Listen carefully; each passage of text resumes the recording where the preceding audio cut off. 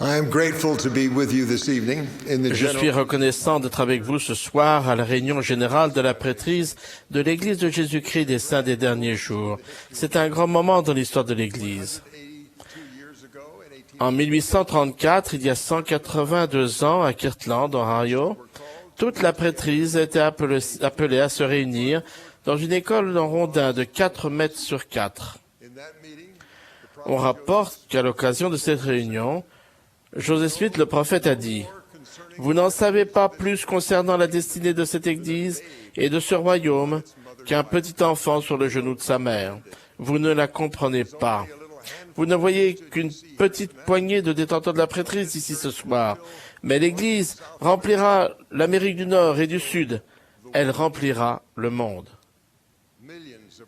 Des millions de détenteurs de la prêtrise dans plus de 110 pays sont réunis dans cette session. Peut-être Joseph le prophète a-t-il vu cette époque et l'avenir merveilleux qui est devant nous. Je vais tenter ce soir de décrire cet avenir et ce que nous devons faire pour faire partie du plan de bonheur que notre Père Céleste nous a préparé. Avant de naître, nous avons vécu en famille avec notre Père Céleste exalté éternel. Il a ordonné un plan qui nous permet d'avancer, de progresser, afin de devenir semblable à lui.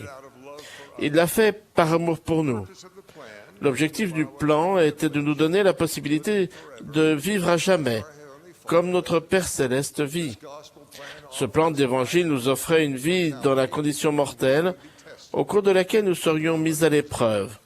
La promesse nous a été faite que, grâce à l'expiation de Jésus-Christ, si nous obéissions aux lois et aux ordonnances de l'Évangile, nous aurions la vie éternelle, le plus grand de tous ces dons.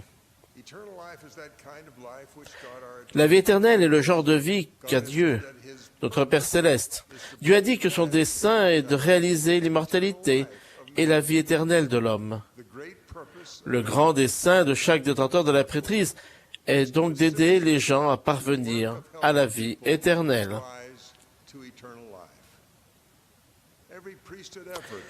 Chaque effort de la prêtrise et chaque ordonnance de la prêtrise sont conçus pour aider les enfants de notre Père Céleste à être transformés grâce à l'expiation de Jésus-Christ afin de devenir membres de cellules familiales rendues parfaites. Il s'ensuit que la grande œuvre de tout homme est de croire en l'Évangile, de respecter les commandements et de créer et de perfectionner une cellule familiale éternelle et d'aider les autres à faire de même. Puisque cela est vrai, tout ce que nous faisons devrait avoir comme centre et objectif le mariage éternel, le mariage céleste.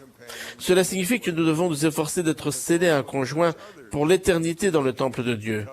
Nous devons également encourager les autres à contracter et respecter les alliances qui unissent un mari et sa femme et leurs enfants à eux dans cette vie et dans le monde à venir. Pourquoi cela doit-il avoir autant d'importance pour chacun d'entre nous, jeunes ou vieux, diacres ou grands prêtres, fils ou pères? C'est parce que notre obligation de détenteur de la prêtrise est de placer notre famille et celle des autres qui nous entourent au centre de nos préoccupations. Toutes les décisions importantes doivent être prises en fonction de l'effet qu'elles produiront sur une famille, afin qu'elle se qualifie pour vivre avec notre Père Céleste et Jésus-Christ. Rien n'est plus important que cela dans le service de la prêtrise. Je vais vous dire ce que cela peut signifier pour un diacre qui écoute ce soir en tant que membre d'une famille et membre d'un collège. Dans sa famille, il se peut que la prière en famille ne se fasse pas régulièrement ou que la soirée familiale ne soit pas tenue fréquemment. Si son père, conscient de ses obligations, appelle la famille à se réunir pour la prière ou l'étude des Écritures, le diacre peut se dépêcher à venir y participer avec le sourire. Il peut encourager ses frères et sœurs à y participer et les féliciter lorsqu'ils le font. Il peut demander une bénédiction à son père à la rentrée des classes ou à un autre moment où il en a besoin. Il se peut que son père ne soit pas aussi fidèle, mais le simple désir de son cœur de vivre ces expériences attirera les pouvoirs du ciel en faveur de son entourage, du fait de sa foi. Les siens rechercheront la vie de famille que ce diacre veut de tout son cœur. L'instructeur dans la prêtrise d'Aaron peut trouver dans sa tâche d'enseignement au foyer une occasion d'aider le Seigneur à transformer la vie d'une famille. Le Seigneur l'a laissé entendre dans les Doctrines et Alliances. Le devoir de l'instructeur est de toujours veiller sur les membres de l'Église, d'être avec eux et de les fortifier, de veiller à ce qu'il n'y ait pas d'iniquité dans l'Église, ni de dureté réciproque, ni de mensonges, de calomnie ou de médisance. De même, la responsabilité du prêtre dans la prêtrise d'Aaron est la suivante. Le devoir du prêtre est de prêcher, enseigner, expliquer, exhorter, baptiser et bénir la Sainte Seine, de rendre visite à chaque membre et de l'exhorter à prier à haute voix et en secret et à remplir tous ses devoirs de famille. Vous vous demandez peut-être comment je l'ai fait lorsque j'étais un jeune instructeur et un jeune prêtre, comment être à la hauteur de ses responsabilités. Je ne savais jamais trop comment je pouvais exhorter d'une manière qui fasse avancer une famille vers la vie éternelle sans offenser ou sembler critiquer. J'ai appris que la seule exhortation qui change le cœur est celle qui vient du Saint-Esprit. Cela se produit plus souvent lorsque nous témoignons du Sauveur, qui était et est le membre parfait de la famille.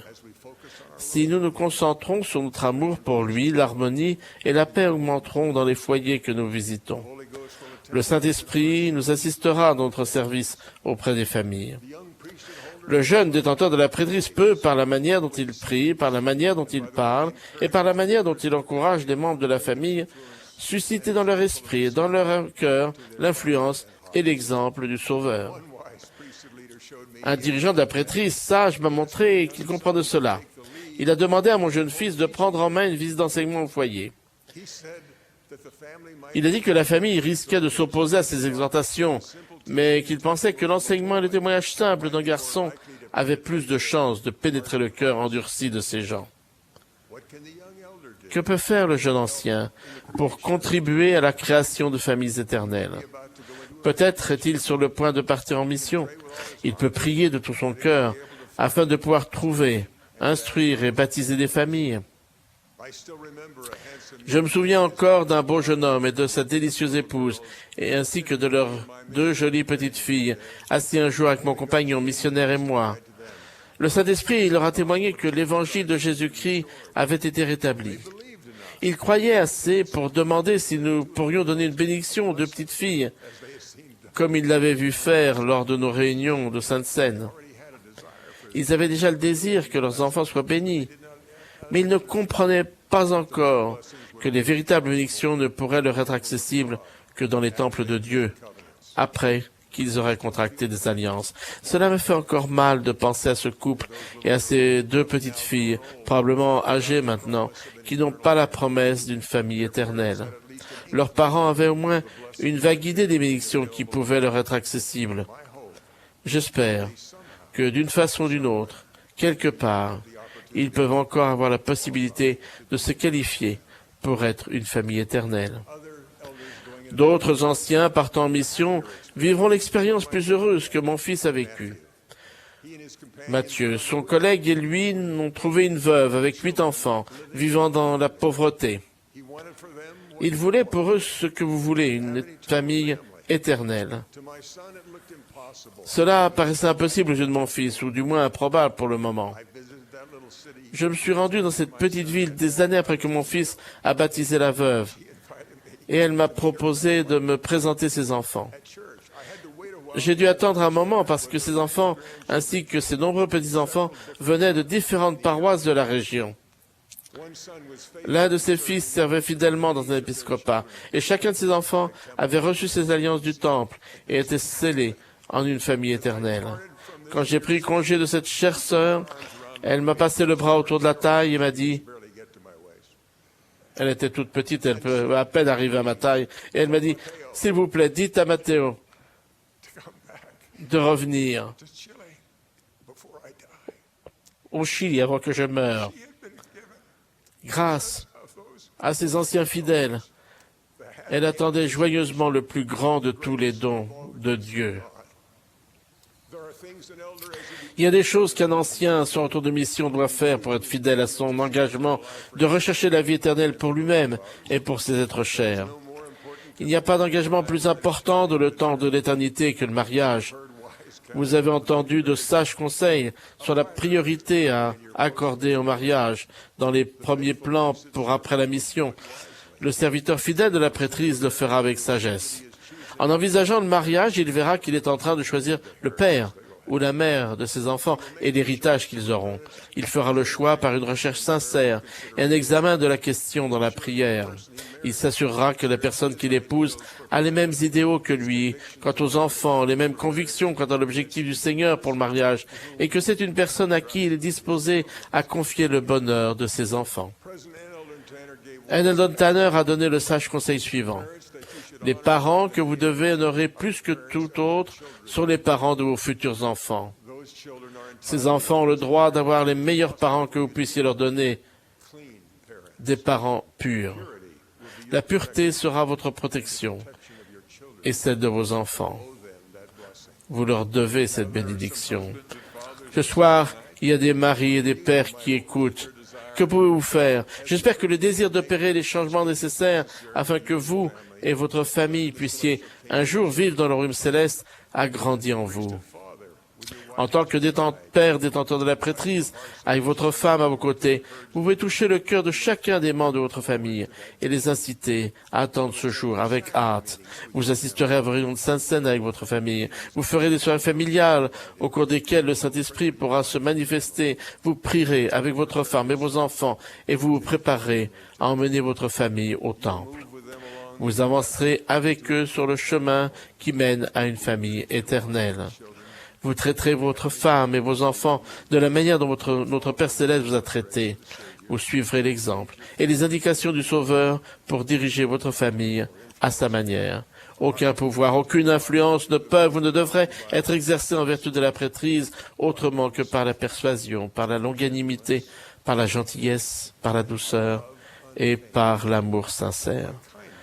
Par la bonté et la connaissance pure qui épanouiront considérablement l'âme sans hypocrisie et sans fausseté, et réprimandant avec rigueur en temps opportun sous l'inspiration du Saint-Esprit et faisant preuve ensuite d'un redoublement d'amour envers celui que tu as réprimandé, de peur qu'il ne te considère comme son ennemi. Le Seigneur a dit aux pères détenteurs de la prêtrise le genre de mari qu'ils doivent être. Il dit: tu aimeras ta femme de tout ton cœur, et tu t'attacheras à elle et à personne d'autre. Lorsque le Seigneur parle au mari et à la femme, il commande: tu ne commettras point d'adultère, ni ne feras rien de semblable. Pour les jeunes, le Seigneur établit la norme. Enfants, obéissez en toutes choses à vos parents, car cela est agréable dans le Seigneur, et honore ton père et ta mère. Lorsque le Seigneur parle à tous les membres de la famille, il leur conseille de s'aimer et de se soutenir les uns les autres. Il nous demande de nous efforcer de perfectionner la vie de chaque membre de la famille, de fortifier les faibles, ramener les êtres chers qui s'égarent et de nous réjouir du renouvellement de leur force spirituelle. Le Seigneur nous a également demandé de faire tout notre possible pour aider nos ancêtres décédés à être avec nous dans notre foyer éternel. Le chef de groupe des grands prêtres qui a œuvré diligemment pour aider les gens à trouver leurs ancêtres et à apporter les noms au temple secourt les personnes décédées. Il y aura des remerciements dans le monde à venir pour ces grands prêtres et pour les gens qui offrent les ordonnances parce qu'ils n'ont pas oublié leur famille qui attend dans le monde des esprits. Les prophètes ont dit: la partie la plus importante de l'œuvre du Seigneur que vous accomplirez jamais se fera au sein de votre foyer. L'enseignement au foyer, le travail de l'épiscopat et les autres devoirs dans l'Église sont tous importants, mais le plus important est ce qui se fait chez vous. Dans votre foyer, dans votre service de la prêtrise, ce sont les petits actes qui auront le plus de valeur. Ceux qui nous aident, nous et nos êtres chers, à travailler en vue de la vie éternelle. Ces actes peuvent paraître petits dans cette vie, mais ils apporteront des bienfaits éternels dans l'au-delà. En aidant fidèlement les enfants de notre Père Céleste à retourner auprès de lui, nous nous qualifions pour les paroles d'accueil que nous voulons tous tant entendre lorsque nous aurons terminé notre ministère terrestre. Ces paroles sont: c'est bien, bon et fidèle serviteur, tu as été fidèle en peu de choses. Je te confierai beaucoup.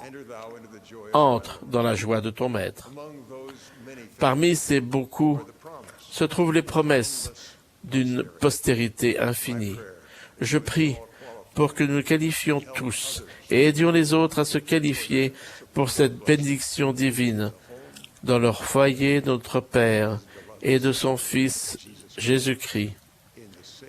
Au nom sacré de Jésus-Christ. Amen.